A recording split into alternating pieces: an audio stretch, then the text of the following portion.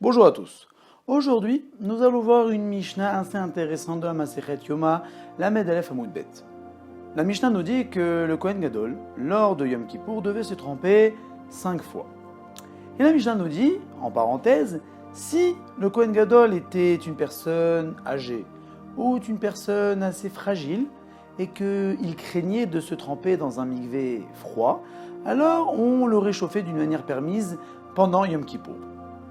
Imaginons-nous un petit instant, le Kohen Gadol qui est la personne la plus sainte et la plus importante du clan Israël. Le jour de Yom Kippour, le jour le plus saint de l'année. Le Kohen Gadol donc doit expier le pardon de tout le clan Israël. Donc là, il a un rôle très important sur ses épaules. Alors là, il aurait pu se dire, ok, je suis un peu fragile, l'eau froide me fait un peu peur, mais bon allez, je vais faire mon beau, je vais y aller d'un coup. Et la Mishnah nous dit non. Si une personne a un défaut, si une personne a une faiblesse, on n'est pas forcé de cacher ses faiblesses, personne n'est parfait. Et ça n'empêche pas que cette même personne qui a montré cette faiblesse à tout le peuple, qui craint l'eau froide, pourrait arriver à accorder le pardon de tout le clan Israël. On aspire tous à la perfection, mais le problème de la perfection, c'est que lorsqu'une personne aspire à la perfection, il n'y arrive pas puisque personne n'est parfait, alors il se dira bon, je n'y arrive pas, là ça sert à rien tous les efforts.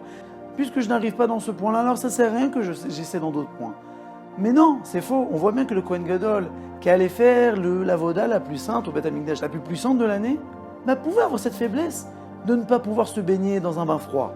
Alors nous-mêmes, ce n'est pas parce que des fois nous tombons à droite à gauche que nous n'arrivons pas dans certains cas, que nous devons baisser les bras dans d'autres cas. Soit nous pouvons entendre « Ah, ça sert à quoi de faire tel misot, puisque de toute façon, tu fais d'autres avérotes de l'autre côté ?» Et alors, c'est pas parce qu'une personne fait des avérotes d'un côté qu'il n'a pas le droit de faire misot de l'autre côté. Ok, il est faible dans ce point-là, mais au moins de ce point-là, il va essayer de se renforcer. J'ai entendu une fois d'un rave une phrase assez pertinente qu'il avait vue dans un Beth Knesset pour pouvoir garder l'endroit propre. Il était écrit « Tu as sali, certes, tu n'es pas un ange, mais si tu nettoies pas, tu n'es pas un homme. » En ce mois d'Elul, ce message est très clair. Certes, il nous arrive de fauter, il nous arrive de chuter, nous ne sommes pas des anges, comme le dit ce petit message.